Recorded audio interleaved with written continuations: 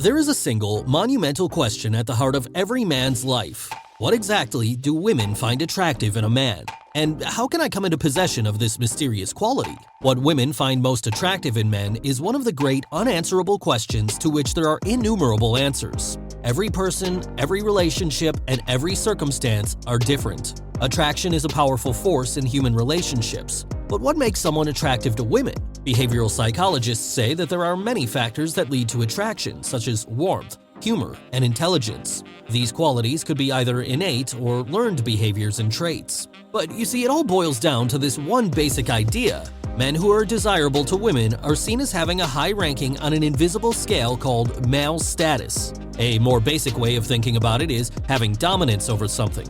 But is it only dominance over something, or is it also dominance over one's fellow males? This male status scale reflects how a man has fared generally in competition with other males, such as strength, wealth, and accomplishment. And the higher up this scale you are, the more likely you are to show up on the radar of women around you.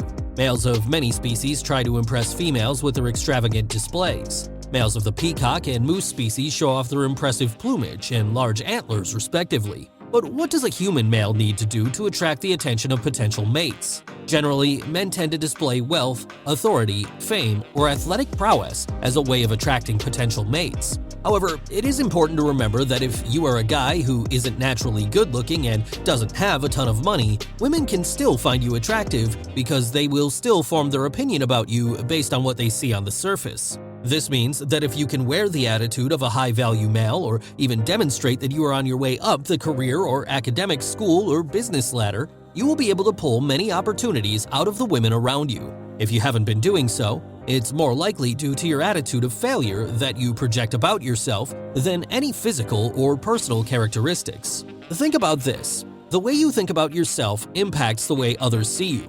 So if you want to get more women interested in you, make sure your self-concept is healthy and boosts the kind of woman that suits your tastes. Look, sexual attraction is primal and occurs on an instinctive level in both sexes. It's influenced by instincts, which are hard to control. And when it comes down to it, the chances of someone being attracted to you will depend on how they feel about you as a person.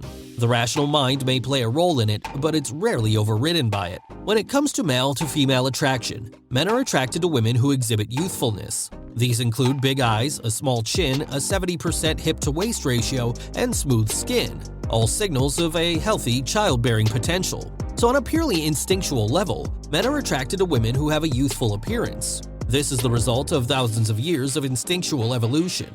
This has been the attraction indicator for all of human history. Men would be attracted to a woman who would be able to bear them children, and thus youthfulness is an important factor in the equation. Now, when it comes to female-to-male attraction, women have a more complex way of deciding which men she'd like to be with. This is because they have a much more complex mating calculus to figure out when they want to have children.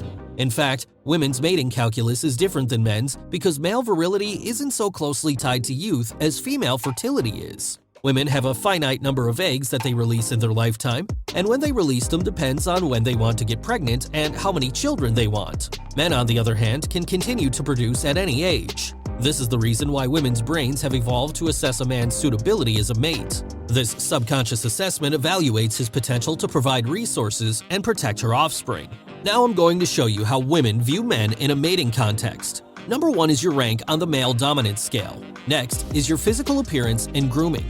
Number 3 is compatibility. Now, when we speak of compatibility, women think of the chemistry and flow between two people. And coming in last is your character. So why does your character come in last? A guy's character is important in a relationship, but it isn't really necessary early on. The problem with character is that it doesn't ignite those primal wild feelings in women. So if you aspire to be successful with women, then it might be worth paying attention to the list I've mentioned. You'll notice that women are most attracted to the traits that are the furthest from being nice. The man with the quality that triggers her attraction gets priority, while other qualities to her as a mate becomes less as they become lower on the list. Now, do you see what nice guys have been doing wrong all this time? Nice guys aren't so concerned about the first two qualities. Instead, they focus significantly on polishing their 3 and 4s, which are their best qualities. Whereas jerks, who get the girl, focus on categories 1 and 2 without even understanding what they're doing is right. Before we end this video,